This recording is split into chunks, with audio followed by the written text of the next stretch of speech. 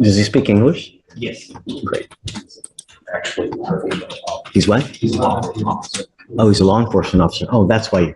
Okay. You're in public integrity? Civil rights, I mean. Civil rights? Got it. Okay.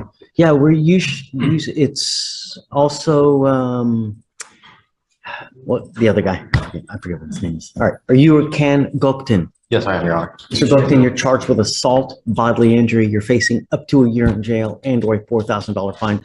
We're going to do probable cause. You have the right to remain silent. Anything you say can or will be used against you. You have the right to have an attorney present during questions and interviews with the state detective. If you cannot afford a lawyer will be appointed to represent you, sir. So this occurred back on May 4th of 2022, Your Honor. Detention officer Jallo Ngotkin physically struggled with an inmate named Hobbs because he refused to stay in his cell after his day room time had expired. Detention officer Jallo's black watch fell off his wrist during the struggle. At that time, inmate Fobbs picked up the watch and as the detention officers walked out of the cell and hid it in his pants. Officer Jallo Ngotkin returned, entered, and searched the cell. At that point in time, Officer Jallo leg swept inmate Fobbs to the ground and then punched him in the face and torso several times and tried to hold his legs down. Officer Ngotkin then punched inmate Fobbs approximately 20 times in the head and torso area. Many times. And then grabbed him by the hair, kneed him in the torso several times, and punched him approximately 13 more times, and elbowed him in the torso twice, and then they both exited the cell. How bad the injuries are we talking here? This is actually a coworker's of mine. She's just out. I remember correctly when I looked at it, I don't think they were severe injuries. Obviously, general physical injuries, but nothing super severe. Your Honor, if I may, please. From what I understand, he was taken to the hospital, the infirmary there, and not being released. There were no injuries. So, how many times to the head is? That's the first I'm hearing that in the report. I have to dig into it. Your Honor, we're asking for a low bond. He is going to appear in court and fight this case. He's law enforcement. If this case, where were you? So was this at the Harris County Sheriff's Office or? This occurred at the Harris County Sheriff's Office. He had since in that time frame had gone and had moved over to Precinct 5 as a deputy. Okay. And has been working there for over a year and a half, almost 2 years now, as a deputy, doing a good job, fun job and everything like that. So this is kind of. So I see that there's a prior one that was disposed of 3 days ago. So what does that mean?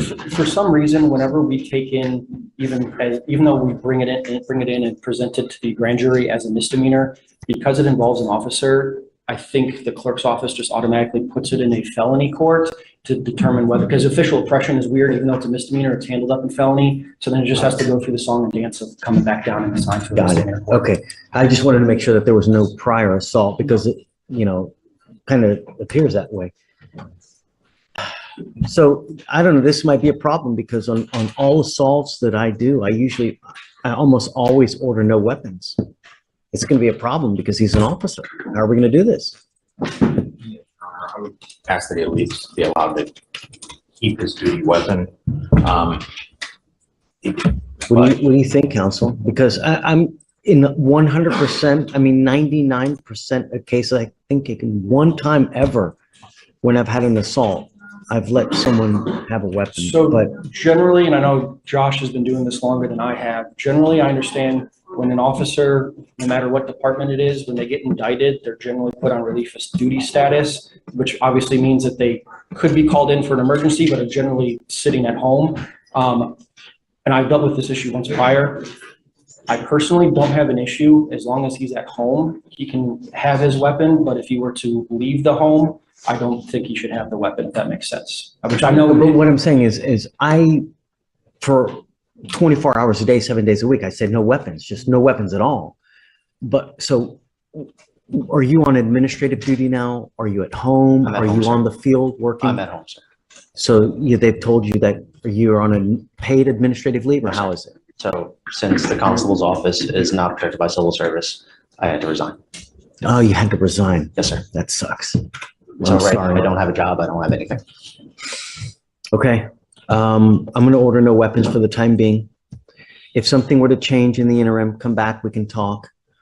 I'm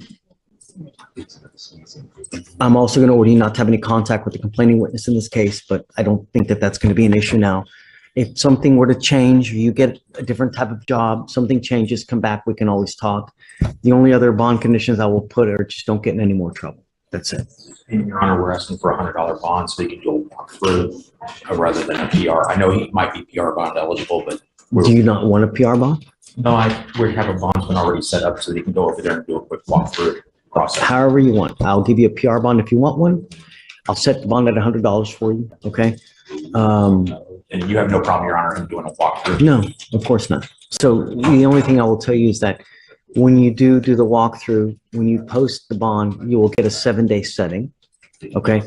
Just get in contact with Victoria, our coordinator. That way you don't have to come back in 7 days. You can just email and get a different date. That way you don't have to come back. Because you have a lawyer, I will waive your appearance. You don't have to waste your time coming to court, but you must stay in touch with, it's Mr. Norman, right? Yes. You must stay in touch with Mr. Norman. He will tell you if and when you have to come back to court. Yes, Your Honor. He comes back and tells me that he can't get a hold of you because you've gone AWOL. I will issue a warrant for your arrest. Yes, sir. Don't pick up any new cases. Don't violate these bond conditions. Stay in contact with your lawyer. Good things will happen. Do you have any questions? Okay. Do you mind filing those? Just no contact and no weapons, and then, yeah, and then, Judge, okay. is Hope giving you everything yet? No. Okay, she's just homesick today. She's pregnant, so I'll get with her, and if worse comes to worse, I'll get it together for you. So Yeah, we'll get no over to you problem. I soon. appreciate it. Thank you very much. Okay, Thank you, Your guys. Honor. Thanks. Take care. Yeah, he needs to stay so we can get the reset and get him to sign the bond conditions, and after that, we'll allow you to go with you. Okay? Let's get in the jury Yeah. box, so when they call you up with bond conditions, then you'll be able to go. Okay. Jason Johnson. He's wanted for 4 charges of forgery. I'm not opposed to a bond. I'm opposed to a low bond because his history is older, which counsel pointed out. It was more than 15 years ago. But it was a federal conviction where he was sentenced to 60 months for possession with intent for cocaine. And he also has a, there was another thing.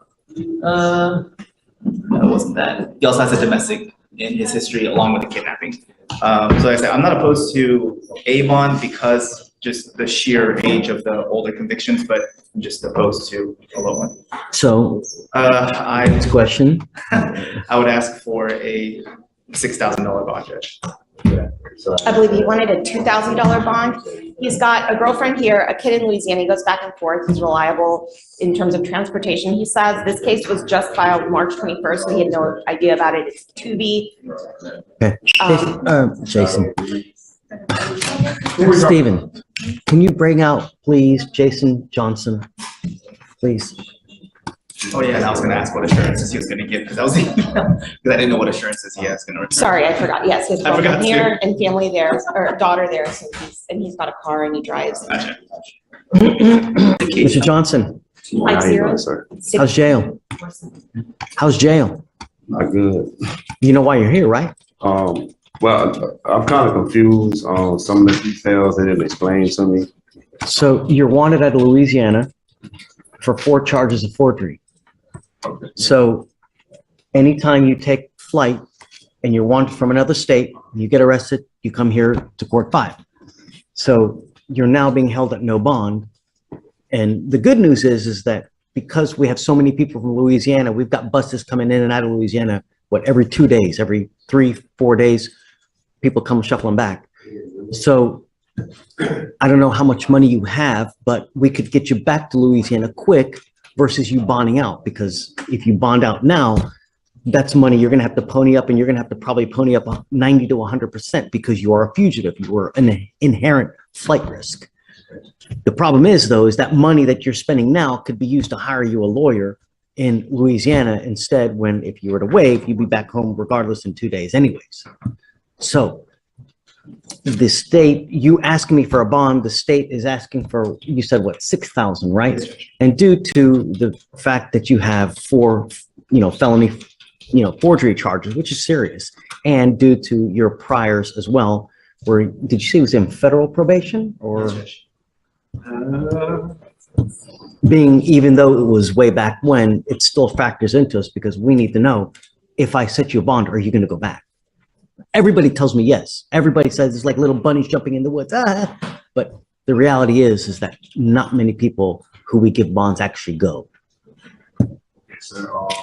Well, in my case, I own my own business, and also, I live here and also in Houston, so I'm actually back and forth, to my son and family and everything. What do you do for, I own a fitness company, for the trainer fitness company. I'm a well-established businessman, and that's why I was kind of confused about the charges because they said it was on the 21st when they actually, the warrant was submitted, but I didn't receive anything or anything, and I'm back and we're forth. not gonna, you want them to call you and tell you everything? No. They file the charges, they're not gonna apprise you of everything. Actually, I was, I think when I got arrested, I was going on a trip for one of my friend's birthday, and that's how I actually found out. So what kind of bond would you make? Around 6,000-ish do you think you could make? I could make that bond. Well, keep in mind, they're gonna have to do 90% to 100%. It's not the 10%, right? Because Okay. it's a fugitive, so I want you to think about that. All right, so I have to pay how much? Let's assume you have to I pay would assume everything because you're, a fugitive. 6,000.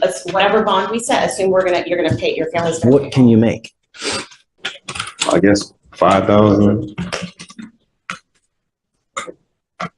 Understand that you will never get another chance from us here. Okay. We give you 2 weeks from the date of your release Okay. to get to Louisiana and turn yourself in. Okay. If you do not do that, I'm telling you now, it will never happen again. And this time, if you don't make it up, I will revoke this bond, set it at 0. And I'm going to get you because you can't run forever. And this time I will physically hold you until Louisiana comes and gets you. You understand? Yes, sir. The only other thing I want you to understand is that if you were to waive today, you will be probably back to Louisiana within 2 to 3 days without having to shell out $5,000.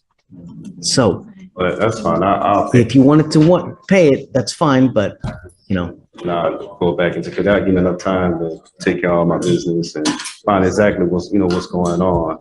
want me to set the bond? Yes, sir. Okay. I'll do a waiver for all, Judge. Done. All right. Good luck to you, Mr. Johnson. So, This courtroom moment highlights how the justice system works when serious allegations are brought forward, even when the accused is a law enforcement officer. The case begins with a detention officer being charged with assault after an incident involving an inmate inside a jail facility. According to the report, the situation started when an inmate refused to stay in his cell after the allotted time. During a struggle, the officer's watch fell to the ground and the inmate picked it up. What followed, however, raised serious concerns. Prosecutors explained that after returning to the cell, the officers allegedly used excessive force against the inmate. The report described repeated punches to the inmate's head and torso, which turned the incident into a criminal investigation. Even though the injuries were reportedly not severe, the allegations were serious enough for the court to review the case carefully. During the hearing, the judge considered several important factors, including the officer's background, his service record, and the circumstances surrounding the case. The officer explained that he had already resigned from his position and was currently on administrative leave, which meant he no longer had his job or professional standing. Because of the nature of the charges, the judge imposed strict bond conditions. These included having no contact with the alleged victim and temporarily banning the officer from possessing any weapons. The courtroom discussion then moved to another defendant who was wanted in another state for multiple forgery charges. The judge carefully explained the risks of posting bond and the consequences if the defendant failed to return to face the charges.